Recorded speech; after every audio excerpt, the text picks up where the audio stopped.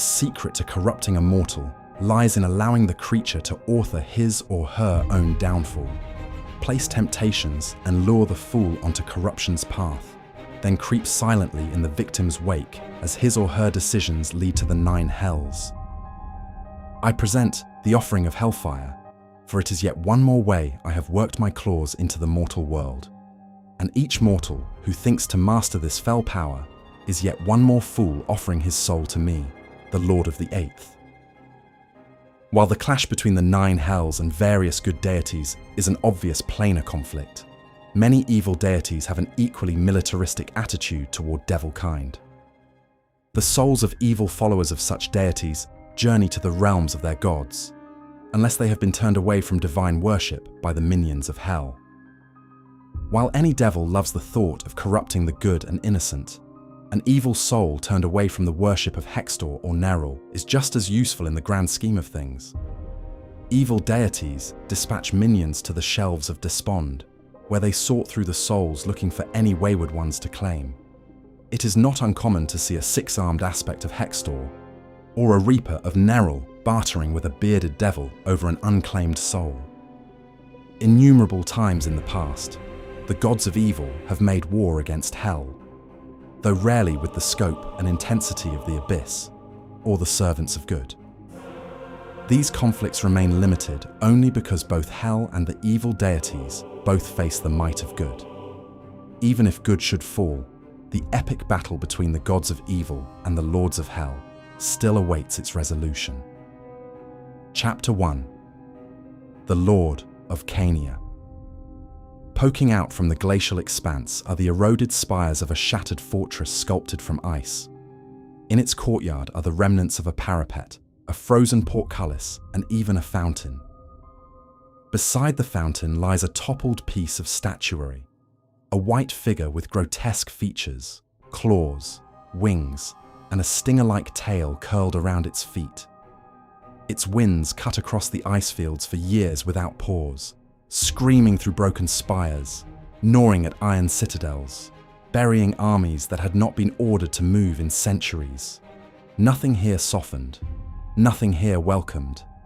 Even the fires burned with a strange cruelty, hissing blue and white in the cracks beneath the glaciers, waiting for the hand of their master. A cloud of snow on the horizon begins to churn, then moves forward at startling speed, enveloping all in its path. As it comes closer, dark shapes become faintly visible within the concealing mantle of snow, moving with the innate grace of the predator of this layer of hell. Mephistopheles stood before the gathered nobility of his realm and glanced to the southeast where Hellfire stores sat, and he waited patiently for a long while. The diabolical fiend laughed as his crimson skin, massive red leathery wings, curling horns, white eyes, and long straight black hair swathed in a flowing black cape, for as all in hell except perhaps one Asmodeus knew not to trifle with the Lord of the Eighth. The pit fiends who had gathered hated the silence. They hid it well, of course. They were dukes in all but title, aristocrats of Cania, devils who had seen multiple skirmishes of the Blood War alongside the inner betrayals from one archduke to the next. 66 stood in 2 proud companies, each devil convinced for eons they had earned promotion.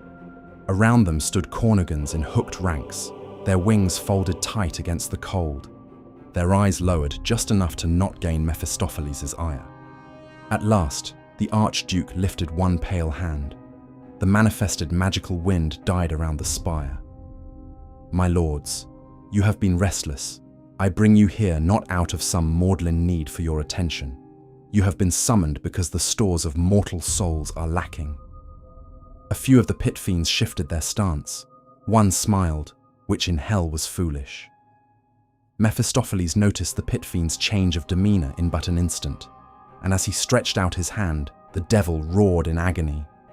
"Master, please, forgive me. I do not object to your ambition. I know that each one of you would take any chance to kill me in the darkest corners of my realm. Ambition, after all, is the one honest virtue hell has ever produced. Without it, you would be larvae stacked in pits, waiting for the forces of the abyss to kill you slowly, and then to make use of all of the mortal races for which we require. Mephistopheles' own smile appeared then, faint and courtly, with no warmth in it at all. The Lord of Cania gestured as an illusion of blue translucent lit ice elevated from the floor, and a tome that hummed loudly of mortal screams silenced the chamber. Listen, you wretches, the mortal races write and pay their respects to our divinity. Hear the words, for to understand our magnificence in the eyes of our subjects is still necessary. This is how we designed it eons ago. Chapter 2. Devils. When you attack one demon, you attack a single creature. When you attack one devil, you attack them all. Corvana the Just, Paladin of Spheredale. The psychology of devils can be summed up in a single word: ambition. Almost every devil, with a few odd exceptions, such as the Nazugon, constantly wonders how it can win advancement, or in a few rare cases, stave off an unwanted promotion. Devils believe in rules and order, not because these forces are good for society, but because they believe that they personally stand to benefit from them. Each devil hopes to reach a position in which it can remake the rules to suit its own goals. Followers of other lawful alignments might see them as hypocrites, but to devils, this attitude is perfectly consistent and logical. If the apparent contradictions of infernal society seem too confusing, think of real-world tyrants and how they put themselves above the law. The cleverer devils invariably perceive themselves as cool, calculating, and abundantly logical. Emotions, after all, tend to be chaotic, while thought and reason are lawful.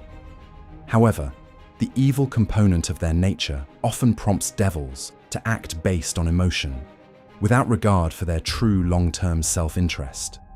Devils enjoy inflicting misery, be it physical or mental, on others. They hate suffering defeat or humiliation, so they pursue vengeance with tremendous spite and energy whenever possible. If sufficiently goaded, they might pursue such vendettas even to the point of self-destruction. Souls are the currency of the 9 hells. The archdevils crave them, covet them, and will do anything to get them. The reason is simple. Souls have power. Souls gave the Raven Queen the means to end Neryl's dark reign and claim his mantle. And before that, souls gave Neryl the power over life and death, and the ability to seize the world in his skeletal grip. The archdevils would follow Asmodeus and his own rise to power by hoarding the souls necessary to complete their own apotheosis. A great many souls are lost to the 9 hells through fiendish corruption, while others are stolen en route to Letherna, the Raven Queen's domain, by diabolical harvesters. Others find themselves damned by entering ill-advised agreements with tempters in life, only to find an eternity of torment for fleeting mortal wealth, pleasure, or some other distraction that won a devil its power. Those mortals who fall prey to these temptations are little more than slaves, for there is nothing they can do to escape the fate they earned. Archdevils are not above such deals, forging infernal pacts with warlocks. When looking at the trafficking of souls, a lucky few souls are not immediately transported to torture chambers upon arrival in the 9 hells. Escapes from the barges and carts bearing souls to torment are rare, but they sometimes occur, particularly during raids launched by rival lords.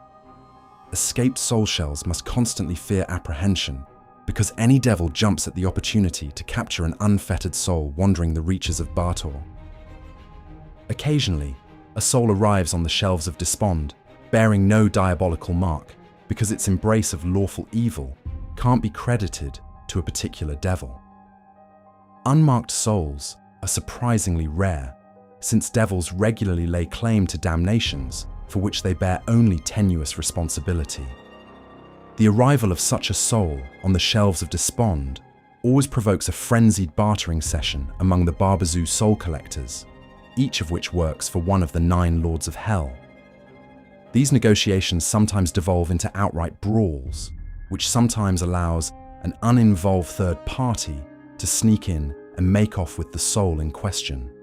Usually, the victor in the negotiation or fight, seizes the soul and carries it to the waiting cart or barge of its master, thereby winning credit for its harvest and increasing its own chances for advancement. Minions of lawful evil deities also routinely check the shelves of Despond for unclaimed souls, and they can often be found negotiating for them right along with the bearded devil servants of the Lords of the Nine. Whatever their source, raw, untouched souls rank among Bato's most coveted treasures. Thus, each archdevil holds a small percentage of them, imprisoned under heavy security to use as units of exchange. Like the members of any organization dedicated to evil, devils project their power through intimidation. Otherwise, stalwart adventurers quail when news of a devil lair circulates through a town, because the diabolical penchant for retaliation is well known. Because slain devils rematerialize in Bator, killing a devil on the material plane merely inconveniences and humiliates it. Since failure to perform a mission can result in demotion or worse in the 9 hells, devils are quick to punish such slights and make examples of the perpetrators. Thus, any devil encounter, especially one in which adventurers prevail over one or more high-ranking Batezu, can lead to retaliatory attacks. The chance of such attacks increases with the magnitude of the victory. An inconsequential fight that doesn't really damage the devil's long-range plans is less likely to provoke reprisals than one that exposes or destroys an entire conspiracy. However, actions that result in the salvation of souls otherwise consigned to Bator almost always bring about retaliation. When it comes to devils, they attack intelligently and in a coordinated fashion. In heavily populated areas, they might strike from the shadows, attempting assassination by poisoning, booby traps, or other covert means. The 9 hells and their spawn speak and write infernal, a painfully rigorous language that formed spontaneously on Asmodeus's stern lips when he landed at the bottom of the pit.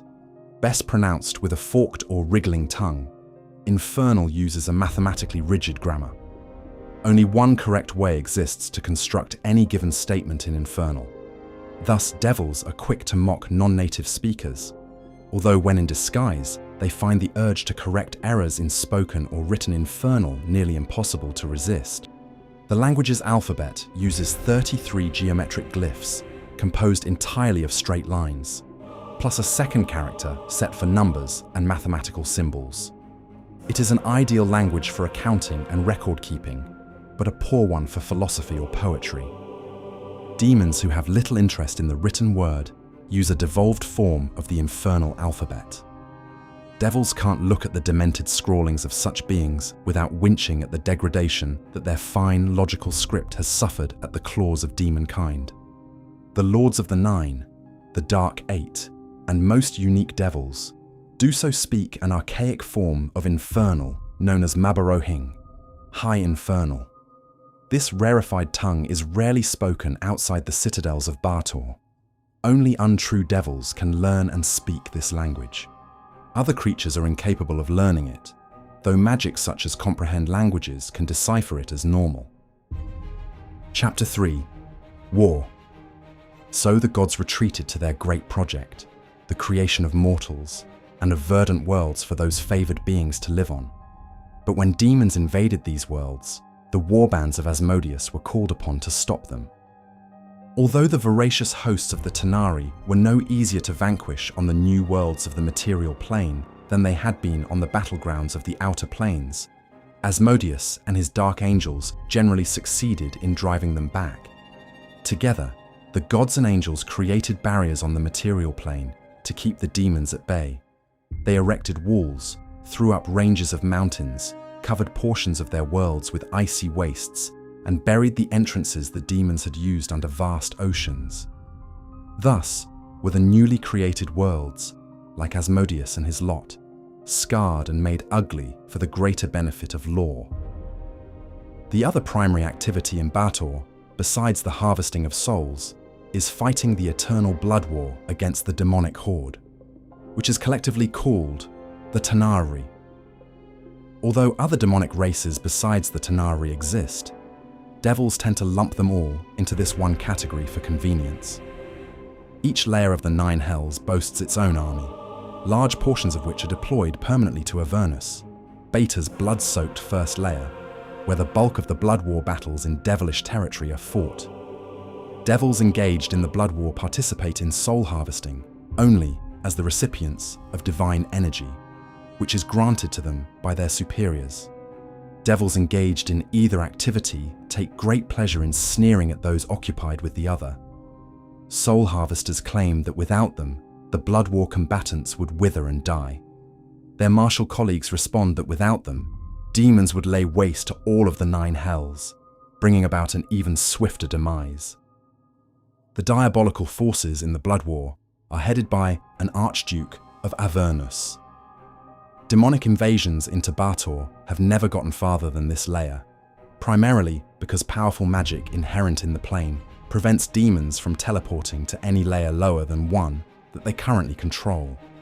So, to truly invade the 9 hells, the Tanari would first have to occupy and reconsecrate the entirety of Avernus, then do the same to Dis, and so forth. To date, they have never occupied territory on Avernus for more than a day, thanks to the exceptional martial prowess of each Archduke of Avernus and their forces. Reporting directly to this Archduke are the formidable pit fiend generals known as the Dark Eight. Each of these generals commands the forces contributed by 1 layer of the 9 hells. Archdukes are technically permitted to function as generals too, but they rarely deign to meddle. Waging the Blood War is drearily necessary, but not nearly as interesting as corrupting mortal societies or jockeying for power with fellow archdevils. The demons enjoy one major advantage in the Blood War: vastly superior numbers. Fortunately for the devils, demons are undisciplined fighters and almost absurdly poor strategists. Devils hold their own through superior tactics, unbending morale, and better equipment. Their mastery of military science is second to none, as is their dedication to subterfuge. Still, the devils win only about half their engagements. Brilliance and pluck doesn't count for too much when their forces are outnumbered 20-1.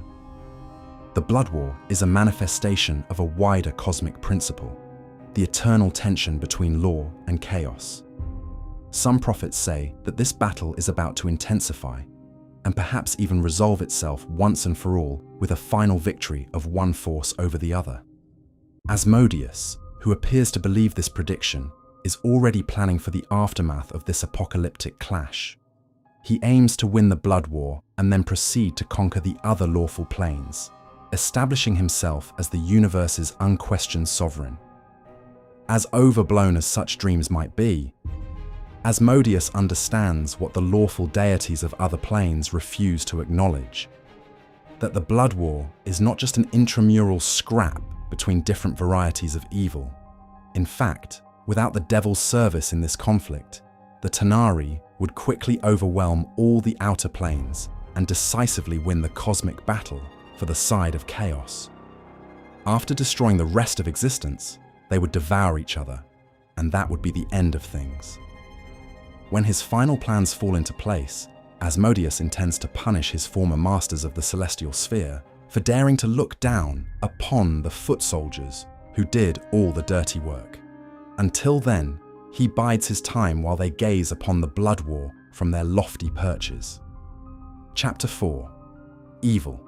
Mephistar stood carved into the glacier of Nargus, a citadel of iron and ice set deep within Cania's frozen dark. Its towers rose from the blue-white mass, and beneath them, the mountain glacier waited for the will of its master. If Mephistopheles desired it, Nargus would move, crushing lesser glaciers beneath its weight.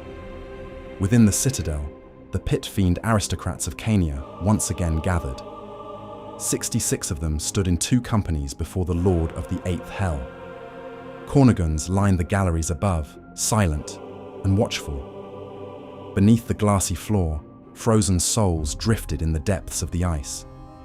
Mephistopheles had summoned them to speak of Creta, Cretor was a region that had all the usual depredations of an infernal city.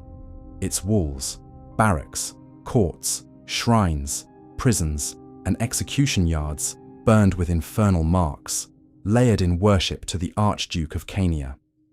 For 6 generations, its dead had come reliably to hell. 9 in 10 arrived lawful evil, shaped by duty, punishment, obedience, and inherited cruelty.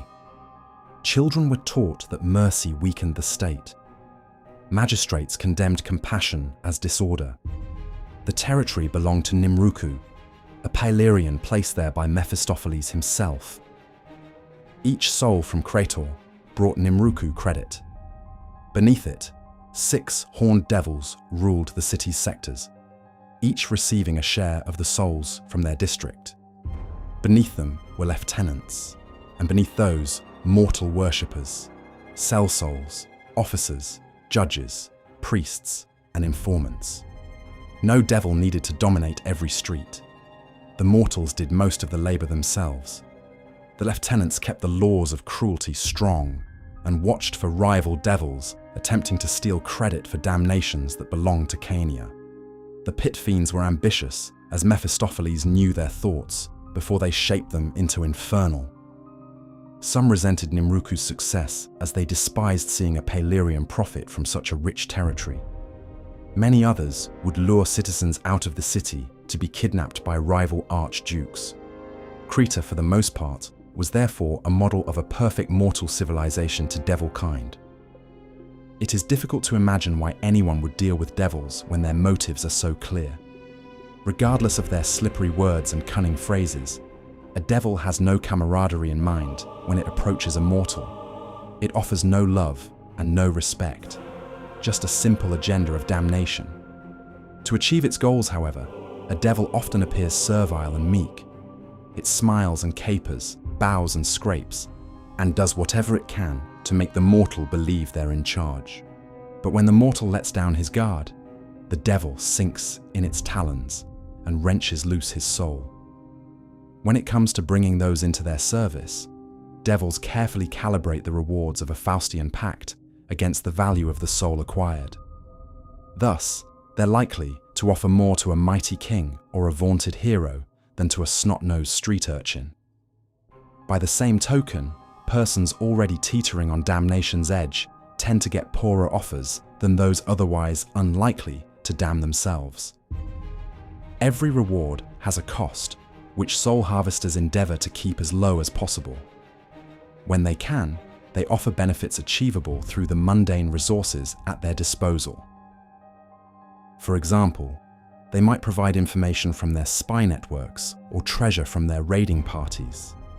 A devil could make a signatory prosperous by introducing him to wealthy cultists who can steer him toward insider opportunities. When strictly necessary, however, a devil can draw on its supernatural powers to fulfill contract terms. In high-status cases, it can even petition its archdevil master to work unholy miracles on a signatory's behalf. Despite their hunger for mortal souls, devils rarely enter the natural world, some scholars insist. They say devils cannot visit the natural world without a mortal's invitation. Other sages mock such assertions, saying fear is driving their research. These scholars believe devils are everywhere, hidden as they watch and wait for the best time to entice a mortal into finding succor in darkness. What truth is known is that while devils are glad to accept any soul, they crave those belonging to powerful individuals. The brighter a soul shines, the more energy the hells can squeeze from it. According to legend, a devil exists for every mortal failing. Indeed, devils seem bred to target specific weaknesses, striking at their quarries where they are most vulnerable. A succubus preys on lust-consumed creatures, while an imp targets ambition-ruled mortals. Meanwhile, a wrath devil exploits the anger burning in mortal hearts. It goads its targets to give in to hatred and impulsively act on their passions. The secret to corrupting a mortal lies in allowing the creature to author his or her own downfall, place temptations, and lure the fool onto corruption's path, then creeps silently in the victim's wake as his or her decisions lead to the 9 hells. I present the offering of Hellfire, for it is yet one more way I have worked my claws into the mortal world. And each mortal who thinks to master this fell power is yet one more fool offering his soul to me, the Lord of the Eighth.